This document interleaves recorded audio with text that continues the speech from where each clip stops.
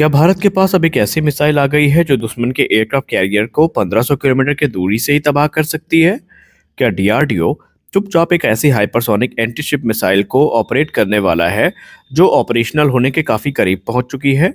और क्यों इस लॉन्ग रेंज एंटीशिप मिसाइल को चाइना की DF-21D और DF-26 से भी ज्यादा खतरनाक माना जा रहा है? आज के इस वीडियो में इसी विषय को हम विस्तार से डिस्कस करेंगे। हम जानेंगे कि आखिरकार ये जो लॉन्ग रेंज के एंटीशिप मिसाइल के प्रोडक्शन कॉन्फ़िगरेशन ट्रायल है, ये क्या है, लाइव वॉरहेड और सीकर का टेस्ट का मतलब क्या होता है, और भारत की नेवल पावर पर इसके असर के बारे में भी हम बात करेंगे। तो वीडियो को अंत तक जरूर देखिए। नमस्कार दोस्तों, आप देख रहे हैं इंडियन डिफेंस न्यूज हिंदी, और इस वीडियो में हम बात करने वाले हैं भारत के लॉन्ग रेंज एंटीशिप मिसाइल को लेकर आई नई अपडेट्स के बारे में। पहले हम यही डिस्कस करेंगे कि ये एंटीशिप मिसाइल है कैसी और ये है क्या। देखिए, भारत की long range antiship missile defence research and development organisation के द्वारा विकसित की गई सबसे एडवांस हाइपरसोनिक एंटीशिप मिसाइल है। इसका मुख्य उद्देश्य है दुश्मन के वॉरशिप्स, डिस्ट्रॉयर्स और सबसे अहम उनके एयरक्राफ्ट कैरियर स्ट्राइक ग्रुप्स को तबाह करना। यह कोई आम क्रूज मिसाइल नहीं है, बल्कि यह एक हाइपरसोनिक ग्लाइड वेपन है। अब इस हम मिसाइल की दूसरी प्रॉपर्टीज पर डिस्कस करें उससे पहले आपके लिए जानना जरूरी है कि हाइपरसोनिक ग्लाइड वेपन का मतलब क्या होता है। देखिए, भारत की लॉन्ग रेंज एंटीशिप मिसाइल दो अलग अलग स्टेजेस में काम करती है। स्टेज 1 होता है बूस्टर फेज। सबसे पहले एक रॉकेट बूस्टर मिसाइल को बहुत ऊंचाई तक लेके जाता है। फिर वहां पर एक्टिवेट होता है स्टेज 2, जिसको हम कहते हैं ग्लाइड फेज। इसके बाद हाइपरसोनिक ग्लाइड व्हीकल मैक 5 से ज्यादा स्पीड से वायुमंडल के भीतर ग्लाइड करती है, और यही ग्लाइड फेज मिसाइल को रेडार से पकड़ना लगभग नामुमकिन बना देती है। यानी कि इसमें कोई प्रेडिक्टेबल पाथ नहीं होता, और ट्रेडिशनल मिसाइल डिफेंस सिस्टम इसके सामने बिल्कुल बेअसर और बेकार हो जाते हैं। और यही कारण है कि ये मिसाइल काफी ज्यादा घातक मानी जाती है। अब अनुमानित ताकत पर आइए हम बात कर लेते हैं कि इस एंटीशिप मिसाइल की अनुमानित ताकत क्या है। हालांकि defence research and development organisation ने अभी इसके सभी आंकड़ों को गोपनीय रखा है, लेकिन जितनी जानकारी ओपन सोर्स प्लेटफॉर्म पर प्राप्त है, उसके अनुसार अगर हम बात करें तो इसकी रेंज 1500 किलोमीटर या उससे ज़्यादा हो सकती है। अब कहीं कहीं पर इसकी स्पीड मैक 5 से ज़्यादा बताई गई है, तो कहीं कहीं इसकी स्पीड मैक 10 तक क्लेम की जाती है। एक्यूरेसी की बात करें तो इसकी एक्यूरेसी अभी तक के ट्रायल में एक्सट्रीमली हाई रही है। वॉरहेड की बात करें तो ये फिलहाल एक नॉन न्यूक्लियर मिसाइल है जो अपने साथ हाई एक्सप्लोसिव और मिशन स्पेसिफिक वॉरहेड्स को कैरी करने में सक्षम है। आसान शब्दों में कहें तो एयरक्राफ्ट कैरियर को किल करने के लिए इसे सबसे आदर्श प्लेटफॉर्म के तौर पर देखा जाता है। अब अगर हम इसके प्रोडक्शन कॉन्फ़िगरेशन ट्रायल की बात करें तो ये आपके लिए जानना जरूरी है कि आखिरकार ये क्या होते हैं। अब आ जाते हैं असली खबर पर।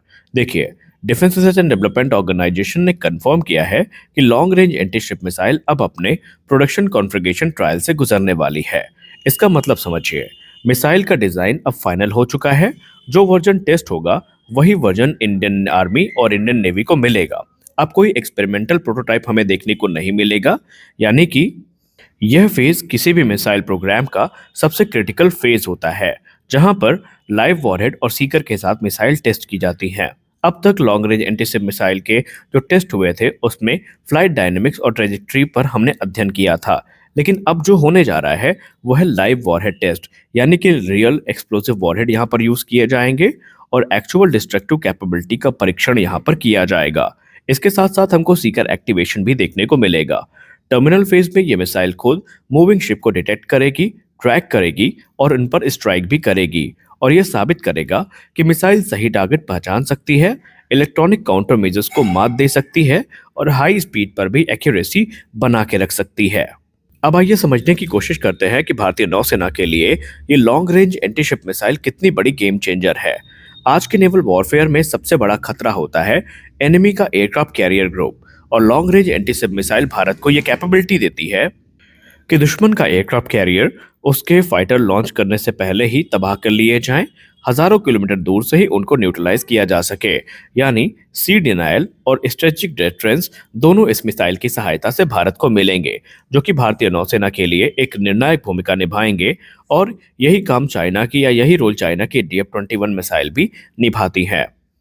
और ये चाइना के लिए भी भारत का एक सीधा मैसेज होगा।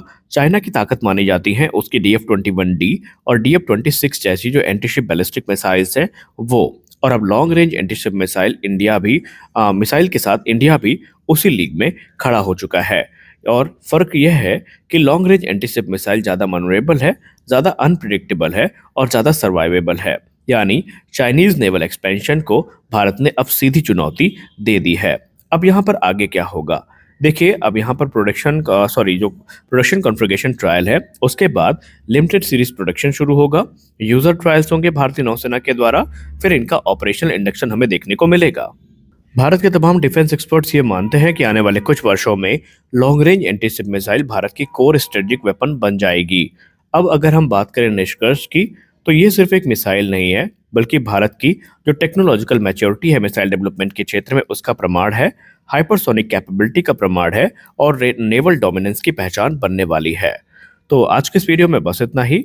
आप बताइए कि आप यहाँ पर इस मिसाइल को लेकर क्या सोचते हैं? क्या ये वाकई हिंद महासागर में पावर बैलेंस को पूरी तरीके से बदल सकती है?